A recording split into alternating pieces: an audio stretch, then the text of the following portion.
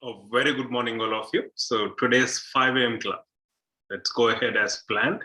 We'll meditate and then we'll move on to our book review from the power of subconscious mind, where we'll discuss the states of mind. In fact, this is a topic which is also important point of view. So in fact, we also had a discussion, a similar kind of discussion last year, where especially during sleep, we have these EEG readings and we have different states of mind. So we'll go through that in brief, and also we'll see what actually happens within us during those states of mind, right? So I hope you guys are all ready. And also I hope you had a pleasant night's sleep. So let's go ahead with our meditation. You ready, Taufik?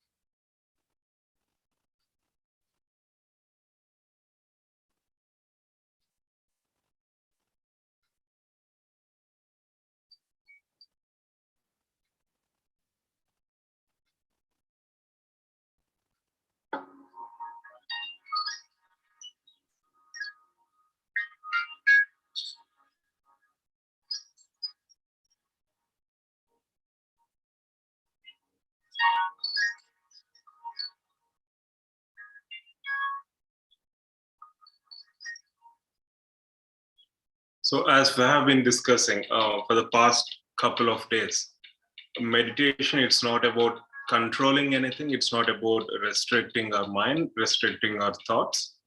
We should be able to allow them to flow. And most importantly, it's about awareness of the present moment, right? So enjoy.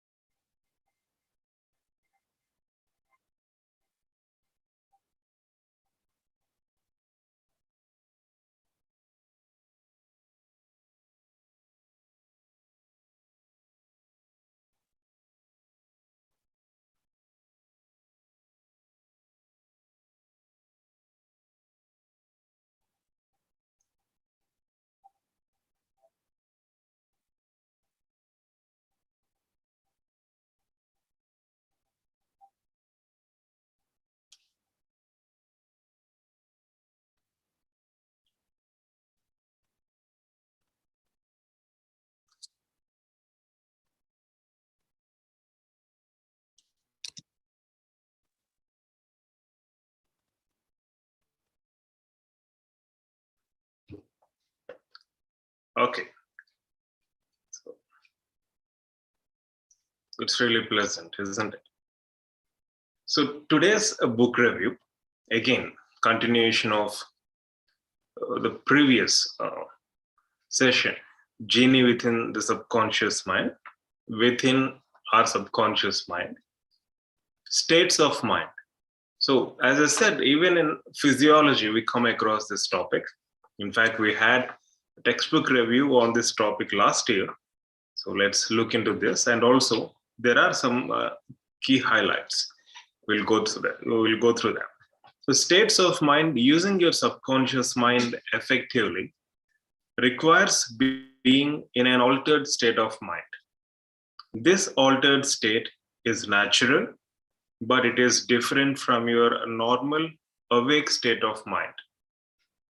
The first proof of the need to use an altered state of mind.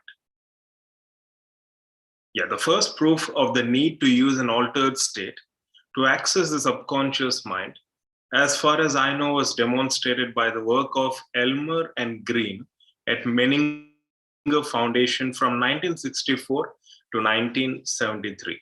The husband-wife duo studied individuals who did what seemed at that time superhuman feats. They studied, among others, Indian fakirs while they were buried alive for 6 days, laid on a bed of nails, or changed their heart rates and body temperatures. They studied Jack Swartz of Oregon while he pierced himself through the arm with unsterilized metal rods.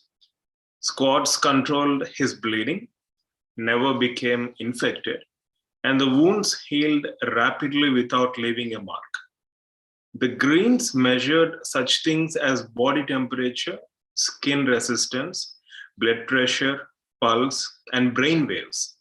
So these subjects had one thing in common. While they performed these extraordinary feats, they were in altered states of mind. There are 4 states of mind: beta, alpha, theta, and delta. And they are distinguished by a change in brain waves measured by an EEG, electroencephalogram.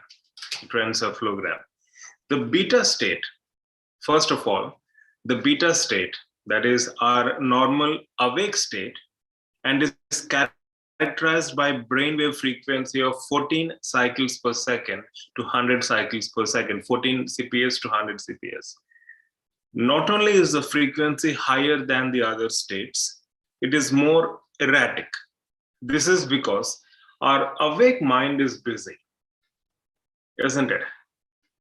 We are aware of many things that are going on around us. This awareness is essential for conducting our daily business and survival. Our attention constantly drifts. We are in beta state most of our awake hours, not every moment, but most of our awake hours. We even daydream, right? We simply sit, sometimes we daydream, and we were told that don't do that, be in the present moment. Let's look into that as well. So that's about beta state in brief. The alpha state. Alpha state is characterized by brainwave frequency of 8 to 13 cycles per second. You naturally go into alpha state many times each day, but usually only fleetingly. Occasionally, you may hover in this state. You would recognize it as daydreaming. Perhaps at one time or another, you become bored, for example, standing in a slow line or simply sitting. You stayed, but your concentration was not on the thing you're staring at. This often happens to every one of us, right? Your mind was someplace else. You were in alpha. The alpha state is referred to as meditative state, a state of relaxed, focused concentration. Alpha state, let me repeat, is also referred to as meditative state, a state of relaxed, focused concentration. When you are in this state, you lose track of time. You may have stared at the wall for 5 minutes, but you think incorrectly you're staring at the wall for only a few seconds. So that's about alpha state, the meditative state, which we were trying to achieve in the previous session. The theta state, because it's a state of relaxed and focused concentration. Theta state, with a frequency of 4 to 7 cycles per second, is similar to alpha state, but deeper and characterized by sudden intuitive thoughts, intuitive insights. These insights are global. A classic example of global insight is comparing the way Beethoven and Mozart composed music. Beethoven composed linearly, measure by measure, often going back and forth, changing notes. Mozart said that a composition would come to him all at once and in entirety. All he had to do was to write it down on a piece of paper. That's the epitome of global thinking. In fact, if you remember, the structure of benzene, how the structure of benzene was discovered, is also something that's based on this. In fact, did you know who discovered the structure of benzene? The person said that he got a dream where a snake was trying to eat itself, something of that sort. And then he came up with this hexagonal structure, the chemical structure of benzene. Yeah. So amazing things do happen well within here. And last is delta state, 3 CPS, 3 cycles per second and lower.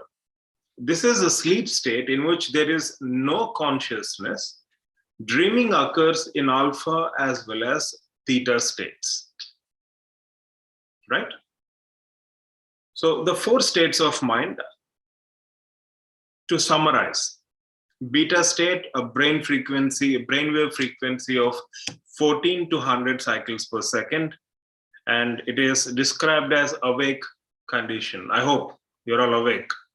Beta state. So it's very busy and aware of many things. Alpha state, a brainwave frequency of 8 to 13 cycles per second. It's also called as meditative state, focused attention, different concept of time altogether. Theta state, 4 to 7 cycles per second. It's described as inspirational, such as aha insights or global thoughts. Confucius, Socrates, Buddha, they're all known to be in this. And delta state, 3 or less than 3 cycles per second. Description, it's something which happens during sleep, no consciousness at all. And as I said, dreaming occurs in case of alpha state as well as delta. I mean, a theta state. So getting back to Green's subjects who performed extraordinary feats, the one thing their subjects had in common when they were controlling involuntary body functions was that they were in alpha state or theta state of mind. So as mentioned previously, dreaming occurs in alpha and theta states. Delta state in specific is a sleep state in which there is no consciousness. And getting back to Green's subjects, the couple who have been doing extensive studies on the states of mind, the one thing their subjects had in common when they were controlling involuntary body functions was that they were in alpha or theta states of mind. Thus, the alpha and theta brainwave states are doorways to your subconscious mind. Your subconscious mind will accept suggestions and commands readily when you are in alpha and theta states of mind. Suggestions and commands to your subconscious mind are relatively ineffective when your mind is in beta state, where your conscious mind dominates. So this is quite interesting. Alpha conditioning. To use your subconscious mind effectively, you need to learn to go into alpha state at will and stay there as long as you want to be. Going into alpha state is easy. Why? To use the subconscious mind, you naturally go into it many times each day, albeit only a few seconds. It takes a little practice to go into alpha state or theta state at will and stay there. Exercises that teach you to go into these states are given after each lesson. In fact, we have an exercise coming up, which we'll do it tomorrow. The theta state is probably even more effective, but rather than referring to both alpha and theta, I will simply refer to alpha state from here on, the author says. Now I'm going to give you a very easy way to plant a suggestion in your subconscious mind while in alpha state. It goes by two long names. Hypnopompic.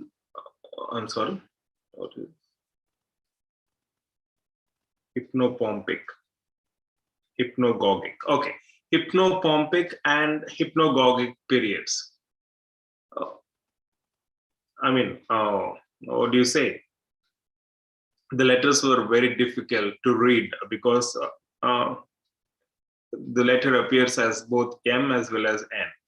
Okay, hypnopompic and hypnagogic. So hypno makes more sense rather than hypmo.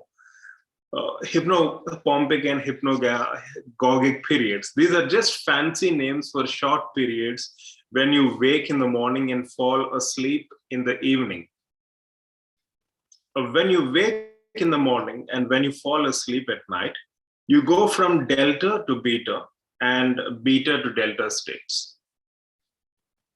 As you do, you pass through the alpha and theta states because we, from consciousness, we go into a no consciousness state, that is delta. So in the process of this transition, right, we go through these alpha and theta states. And also when we are waking up from no consciousness to consciousness, again, we're passing through these, alpha state as well as theta state. So we can utilize these frames, these particular time periods. So when you wake in the morning and when you fall asleep at night, you go from delta to beta and beta to delta states respectively. As you do, you pass through alpha and theta states. So twice each day, you have an opportunity to program your subconscious mind while in alpha state. This is also why you should never go to bed while worrying. This is one of the most practically relevant points which we all experience. If we go sleep by worrying, it's not that we'll have just disturbed sleep. Apart from that, the next day is also completely ruined. Worry is a powerful affirmation, and you would be implanting this powerful negative affirmation directly into your subconscious mind. The mental alarm clock. The mental alarm clock, it's an exercise which the author is giving us, which you can do tonight or every night. After you go to bed, in fact, this is very much relevant for all of us because those who are trying to wake up early in the morning, this is one of the best means to do so without actually using a physical alarm. The mental alarm clock is an exercise you can do tonight. After you go to bed, and as you feel yourself getting drowsy, but just before you lose control of your thoughts, say to yourself, I'm wide awake at 4:55 a.m. or 5:55 a.m., depending on when you wish to wake up. I'm wide awake at 5:55 a.m. Saturday, September, or whatever the date is. Use a time 5 minutes before your mechanical alarm clock rings. For example, you set your alarm at 5 o'clock. Then just keep telling yourself that you're going to wake up at 4:55 a.m. That way, you will not be anxious of oversleeping. Also use visualization. Picture your alarm clock ringing at the time you selected. Exaggerate, repeat. See your alarm clock reach out and shake you awake. Some people do not use a mechanical clock because their mental alarm clock is infallible. I mean, this is something which we often see in our homes. Even we experience sometimes. I mean, once, in fact, during a 21-day challenge, 7-day challenge, I've experienced it. Some students said that they didn't need an alarm clock to wake up subsequently, because given such inputs to your subconscious mind, either knowingly or unknowingly, that you started waking up on time, right on time. So getting into right attitude. So we have another exercise here, getting into right attitude. Before we go on, you have to get into right attitude. There is a psychological barrier you must overcome. The barrier is you do not get something for nothing. The price of this book is virtually nothing compared to what it is worth. If this book were taught as a course by a big name guru, it would cost more than $500. I paid thousands of dollars for books and courses, and I spent countless hours reading to obtain the information distilled in this into the course. So you need to convince your subconscious mind that just because this book did not cost much, it is nevertheless extremely valuable. So to get into right attitude, you may either pay me $500 or you may do the following exercise. The choice is yours. By the way, the book is really not costly. You can check Amazon. You have not learned about some key mental attitudes yet. After we had a chance to go over them, the importance of this exercise will be clear. These attitudes are essential for getting the most out of these lessons. So for now, just trust me and do the following exercise. The key attitudes are desire, expectation, and confidence. When you pay $500 or some amount for a seminar or for a course led by a well-known motivator, you go into his or her classroom with a strong desire to get it, whatever it is. You expect to get it, or you would not have paid that money. Lastly, you would have utmost confidence in the teacher, or again, you would not have paid that amount. So the point the author is trying to convey here is, do not take it for granted just because the book is cheaper. It's much more valuable. Don't look at the price, look at the value. You're going to do a little bit of acting. First, let me assure you that you're a good actor. Some psychologists would say you are always acting out the role that you think others expect you to play, isn't it? It is time to act. Grab your left forearm with your right hand and hold on to it. Act as if your right hand is struck to your left arm. No matter how hard you try to pull it off, you cannot pull your right hand away from your left arm. The harder you try, the more it sticks. Go ahead and try to pull your right hand away from your left arm, but you cannot, right? So this is one of the exercises the author is proposing. Now act as if your right hand is normal and take it off your left arm. See, you can act. So he's trying to prove to us that we're all good actors. Just hold your arm and try to let it go. Don't let it go. Now imagine that you have to let it go. So what's interesting here is we're all acting based on societal expectations, based on so many factors, and it cannot be farther from truth.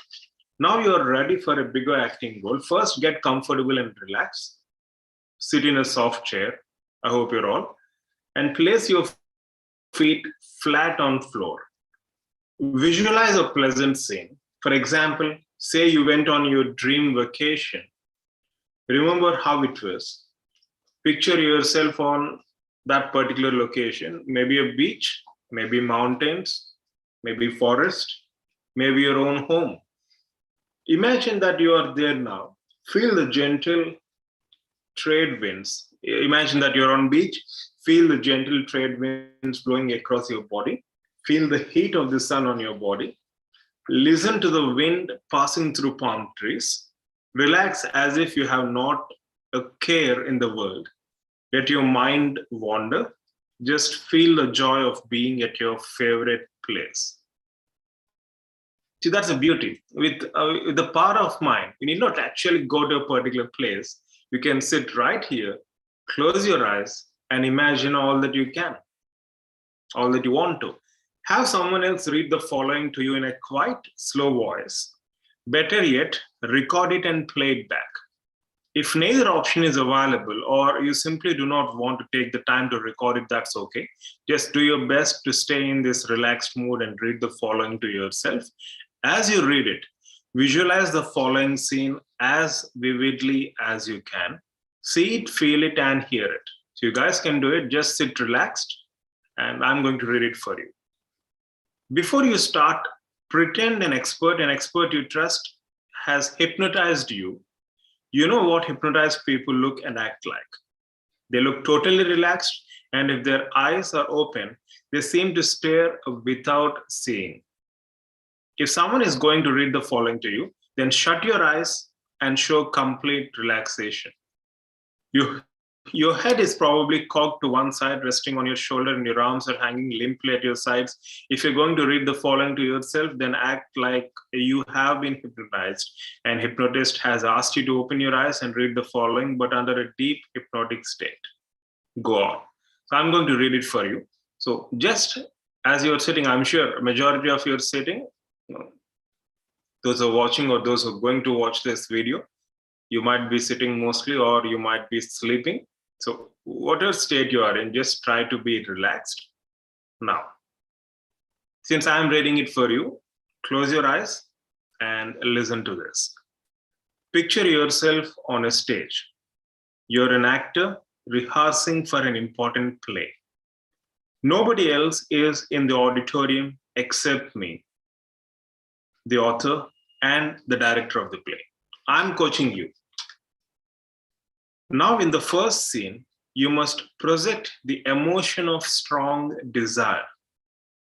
Think of a time when you felt a strong desire, a time when you experienced a strong motivation to accomplish something.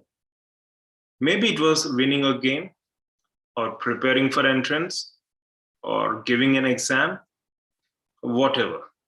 See yourself in your mind's eye. See yourself pucker up your face and set your jaw in determination. Just picture yourself.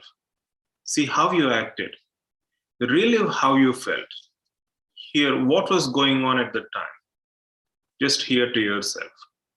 Get absorbed in the atmosphere of this strong desire.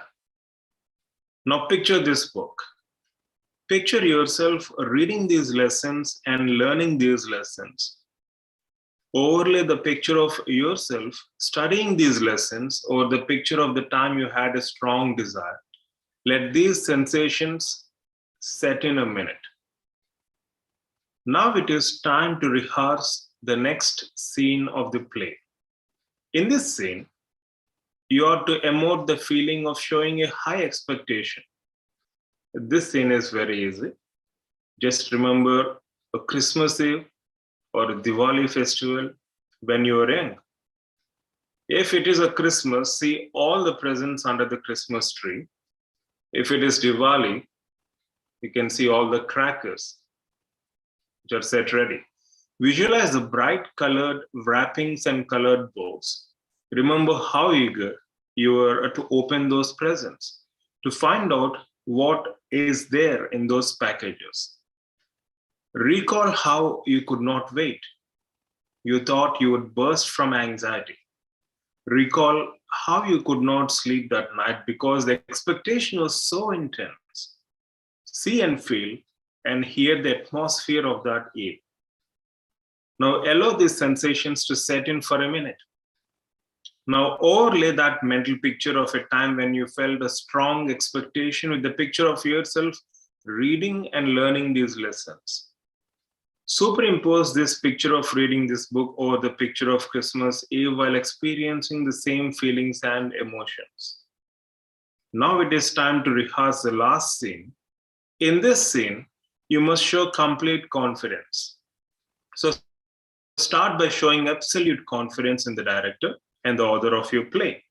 Look out into the audience, at me, and emote confidence in my ability to direct you.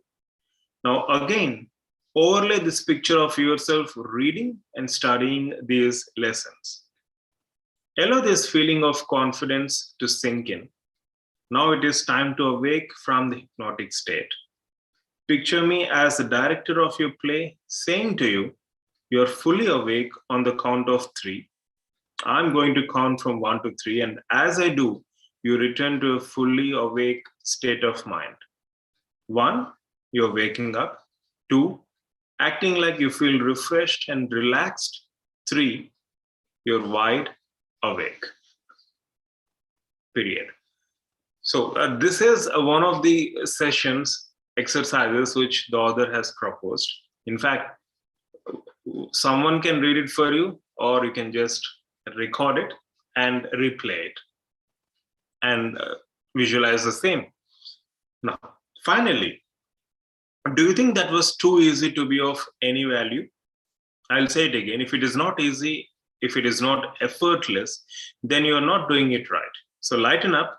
The methods you learn in this book are easy. If you exert effort, you'll fail. Do you believe you are hypnotized? You probably do not, but do not be too certain about that. If you are not hypnotized, you are not acting. Some experts believe that hypnosis is nothing more than acting. To prove hypnosis is acting on a TV show aired on PBS, a professor asked a volunteer to act as though he was hypnotized. The professor did nothing else, no induction, no staring at a candle flame or swinging pendulum. The volunteer assumed the typical hypnotized look. He appeared to be completely relaxed. His head rested on his shoulder. His eyes were closed. His arms and hands hung limply at his sides. The professor then said, "Here is a delicious apple. You may eat it while I talk to the host." The object the professor handed to volunteer was not an apple, it was the Spanish onion. Nevertheless, the volunteer ate the onion thinking it was delicious apple. This volunteer was never hypnotized by any standard routine. He was only acting as though he were hypnotized. So if you really imagine the acting scenes, you were hypnotized, or more importantly, you were in alpha state. An accredited hypnotist states on his webpage that if you close your eyes and imagine yourself walking through your house, apartment, opening a door as you walk through it, you are hypnotized while you are imagining it. So hypnosis can be that simple. So this is something which I wanted to highlight in today's 5 a.m. club. So you can try it out again. And this is something which is amazing and does wonders, even though it's a very simple technique. It's very, very effective. All you need to do is just imagine. You can call it acting, you can call it whatever it is. Just close your eyes. Visualization. So visualization, we have that potential, we have that power. You can simply close your eyes. Imagine as if you're walking through, or you're just sitting, or you're just relaxing. So you'll be entering into alpha state, focused concentration. Most importantly, you'll feel relaxed. So these techniques are especially relevant and helpful during these, challenging time periods. It can be pandemic, it can be just before your entrance exam, or a few days or few months before the entrance. And I'm sure these techniques will help you. And as we move on, we'll go in depth and also try to diversify and discuss more topics from this book, right? So this is something which I wanted to highlight, and I hope you enjoyed this session. So we'll see you again tonight. So 7 p.m. or 9 p.m. So mostly we'll plan it at 9 p.m. because of various reasons. The session is often getting delayed for the past 2 days. But anyways, we'll give you an update, right? We'll post you an update by noon in Telegram updates group. So if there is no update, assume that the session is going to be at 7 p.m. If it is at 9 p.m., we'll definitely let you know. Okay? Yeah. So have a fantastic day, everyone. Love you all. Take care.